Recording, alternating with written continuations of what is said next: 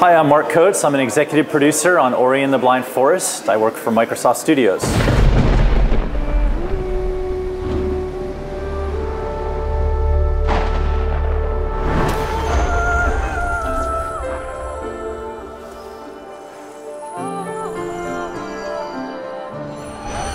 Broadly speaking, what is Ori and the Blind Forest for people that don't know? Yeah, so Ori and the Blind Forest is a 2D side-scrolling action-adventure platformer. So that's a bit of a mouthful. A lot of people refer to this style of game as a Metroidvania. That's an accurate way to describe it as well. What can you tell us about the story? Who is Ori and what is the Blind Forest? Yeah, so in the game you play Ori. So Ori is the hero of the game. And he's kind of an unlikely hero. He's a forest spirit. He's thrust into the role to be the guardian of the forest. And you sort of learn this as you make your way through the game. In the trailer, when we announced the game, we sort of tell the very early beginnings of how you come into the setting of the game. And so basically what happens is through a sequence of events, Ori is discovered by this mother-like maternal character called Naru. And in the course of days, the forest starts to decay and Naru takes ill, and you're thrust into the position of having to adventure out on your own. And so as you play through the game and adventure through the game, you're tasked with sort of restoring order and balance back to the forest. So we got a chance to play the game a little bit today. The first thing you notice about it is the art style. What can you tell us about how you went about creating it? Yeah, the art style is really just sort of breathtakingly beautiful. I think, Moon Studios, the developer of the game, when they talk about their inspiration for the look of the game, they often sort of reference anime, animated films, Disney and Pixar type films, and so I think that's a really good way to think about the game as well. So when you see the game, it's very vibrant. The colors, the environments are very lush, and every element on the screen sort of comes alive. And as you kind of make your way in the game and play through the game, there's a sort of fluidity to it as well. And so a lot of attention has been spent on making sure that the animation is very silky smooth and kind of matches the environments as well. So you combine those two things and it does kind of create an almost cinematic kind of quality. So the section that I played today was, I think, about 3/4 of the way through the game, and you're doing some interesting things with gravity. What more can players expect from the kind of mechanics that you've going on in the game? Yeah, so this style of game is really known for sort of affording the player with a new ability and then testing them and challenging them to utilize that new ability within the game or immediately thereafter. And so that's the same in this game. Every area of the game has a different, unique sort of feel to it. And so the area that you were playing is called the Forlorn Ruins, and the theme for that area of the game is gravity. And so in that area, we actually strip away some of your abilities and force you to kind of carry this light vessel throughout most of the level. But while you're carrying the light vessel, it affords you the ability to kind of walk up walls or walk along ceilings. But the catch is your orientation to the character doesn't change. So when you're upside down, up becomes down, down becomes up, left becomes right, etc. So it becomes kind of a little bit of a mind bend trying to navigate within what was previously very familiar territory. So we've touched on the art style and the gameplay, but you're also announcing something quite special about the soundtrack. What can you tell us about that? Yeah, so as we've been making the game, of course, making the game look beautiful, attaching a really compelling and interesting, almost heartwarming story, those are very important elements. And then, of course, grounding all of that in excellent game mechanics and fundamental gameplay are core elements of the game. But sound is something that is often overlooked in games. And for this game, we wanted to be able to supplement what we had designed into the game to evoke feeling with a special treatment of sound as well.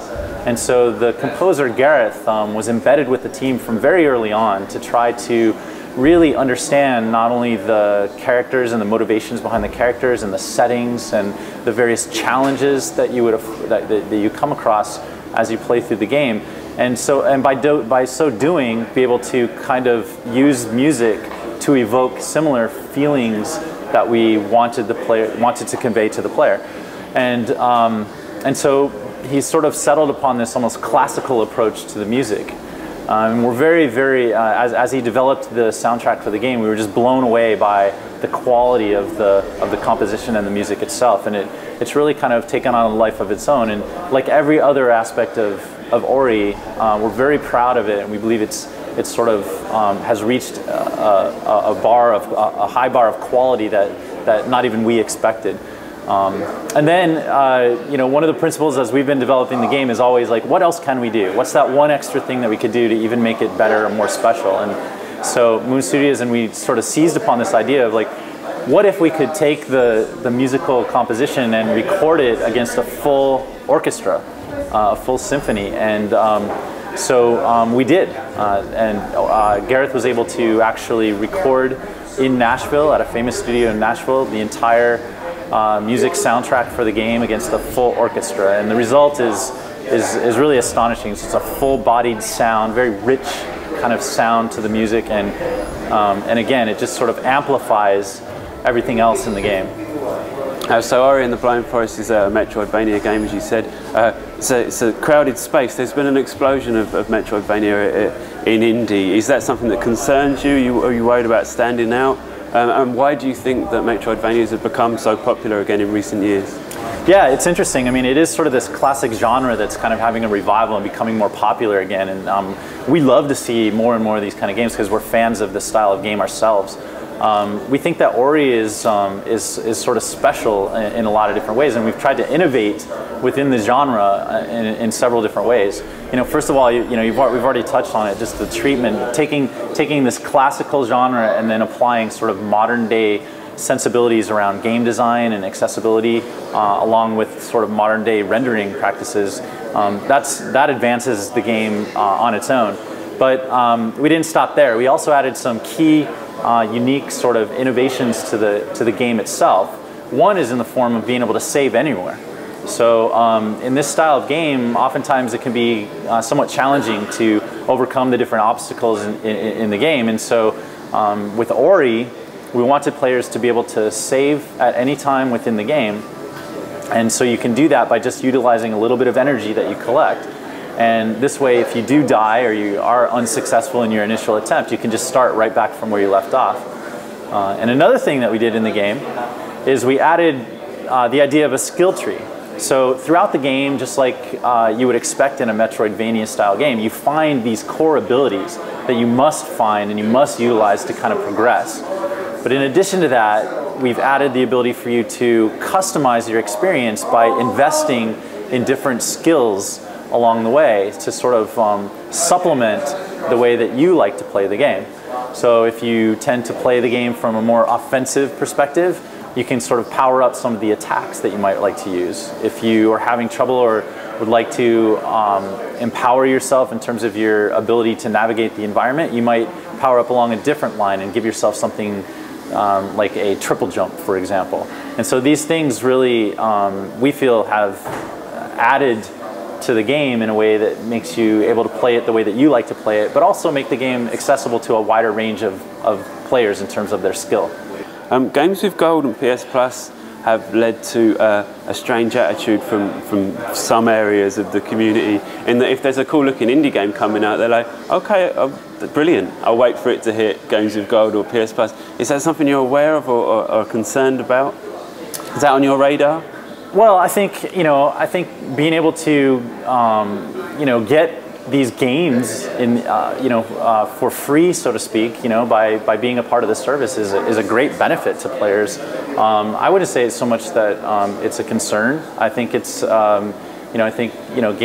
games when they first released oftentimes are something that people want to get right away, and we think that Ori is definitely going to be a game like that.